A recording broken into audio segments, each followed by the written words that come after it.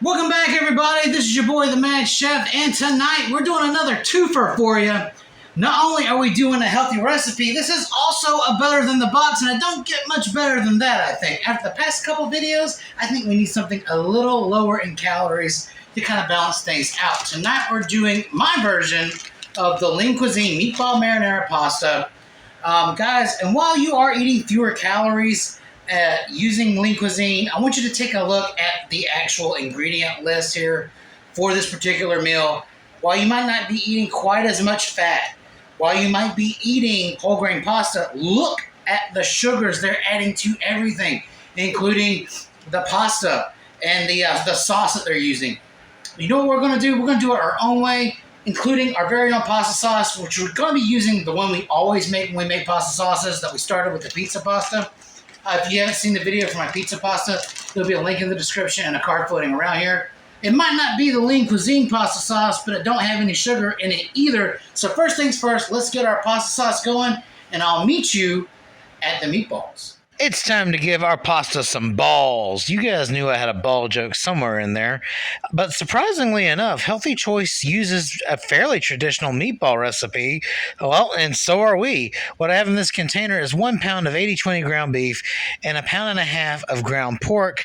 I was going to shoot for 1 pound of each, but Walmart only sells 1.5 pound packages of ground pork, so I'm using what I got here. So what I'm doing is combining it together with my hands to make sure it's one uniform mass of meat.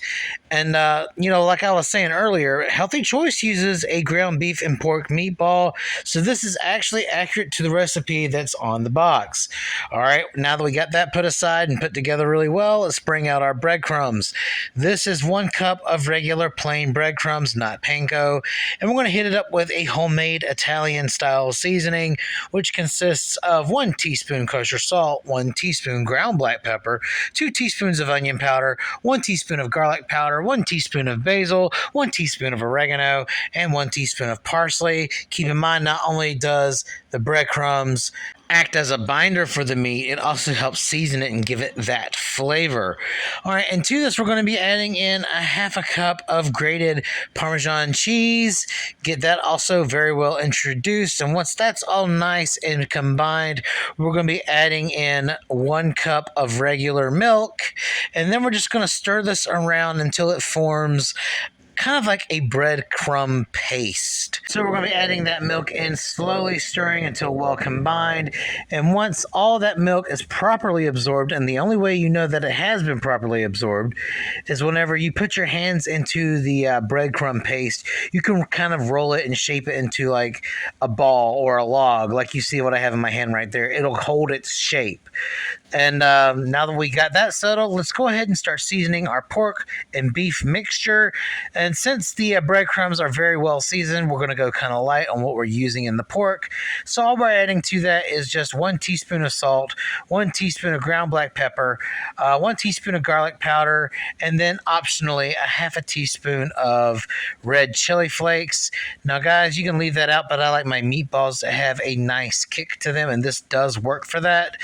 And once everything is nice and combined, we're going to create a well into the center of our meat mixture here, like I'm going to show you right there. And then we're going to add to it this lovely breadcrumb paste. And then we're going to just mix it aggressively into our meat mixture until the inside of your bowl and all the meat looks like just one giant meatball.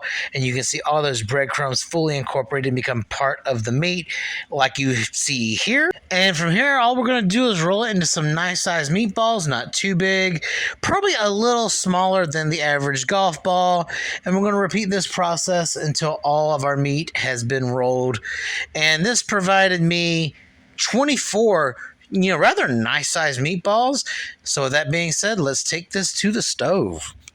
So we have some nice extra virgin olive oil heating up in this pan over medium-high heat, and to it, we're going to be dropping our balls. All right, so we're not going to go crazy with it. We're just going to fill the pan up with some space in between. We do want some room for them to breathe and cook off, and I want to sear these for 2 minutes, and then we're going to flip them. All right, so it's been about 2 minutes, so it's time to roll the balls. I love saying balls. Anyhow, As you can definitely see, we've got a nice crust and a great sear on the bottom portion of these. What we're going to do now is flip them over, sear them again for another 2 minutes. We're going to be finishing these off in the oven.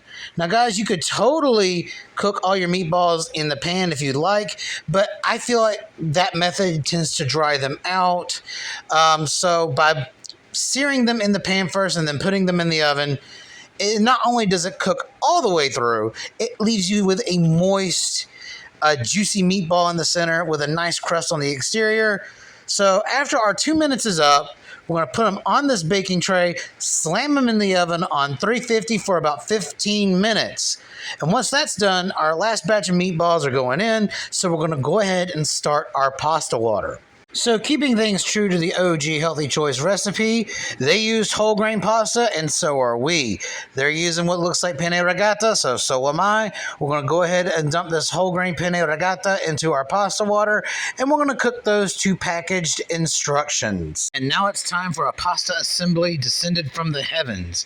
All right, so the Healthy Choice recipe also has spinach in the marinara sauce, so I'm doing the very same thing. That is 1 cup of fresh baby spinach that I've chopped into some ribbons. And like I've said before, if you're adding spinach to a pasta sauce, make sure it's in the final stages. If you toss it in right when you start to cook the pasta sauce, then it's going to wilt and cook out all that beautiful flavor, and it's going to look pretty ugly.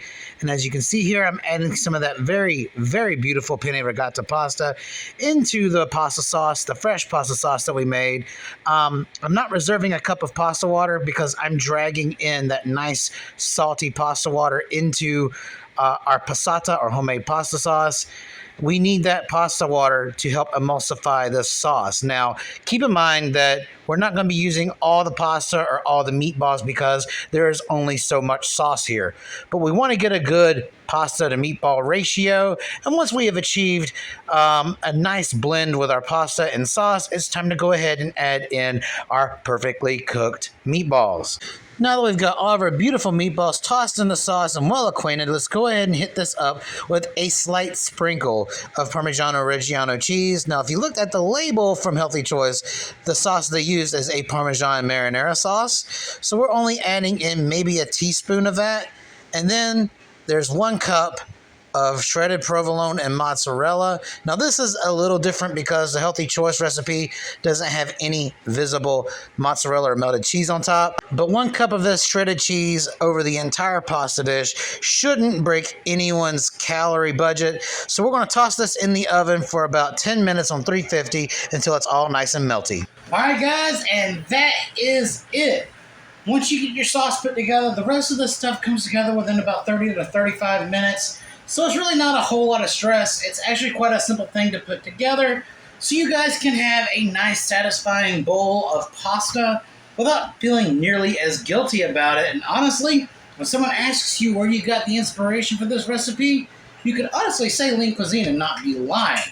Now, did we veer off a little bit from the traditional recipe or the box recipe towards the end? Yes, we did. I don't recall the actual product having any sort of visible cheese on the top. Inside the box, we'll send another little picture of what the actual pasta looks like. But even still, with a cup of like shredded provolone mozzarella on top, with just a small pinch of Parmigiano, that's going to equal less than 1/4 cup of cheese per person per serving. Now, guys, there was no way all that pasta and meatballs were going to be in, so I did eat the remaining meatballs before putting this thing together, and I will say that they're absolutely amazing. All right? They can win awards. They're very well seasoned. Even if you don't use the meatball recipe for this pasta, this would be great in spaghetti. This would be great for a meatball sub. They have incredible flavor, so I think we did a good job with that. All right, let's take a dig in on this and see how we did. We still did the whole grain pasta deal. We still did the pork and beef meatball deal, which I'm actually surprised that Lean Cuisine even did. But that being said, let's go ahead and do this. It smells amazing. Looks good.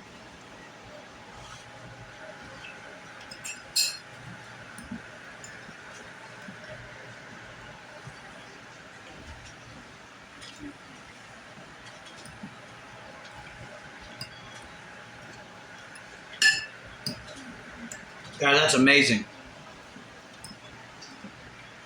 I don't think in any way that you're going to get this much flavor and this much freshness without any of those preservatives or hidden sugars out of that box. Until next time, this is your boy Mark, the Mad Chef. Try this recipe. This is going to please your family. We got the entire spectrum of everything that was in Lean Cuisine's meal and this one, from the whole grain pasta to the spinach to the types of meatballs that we're using. Guys, real food is good food. Eat responsibly, and I'll see you in the next video.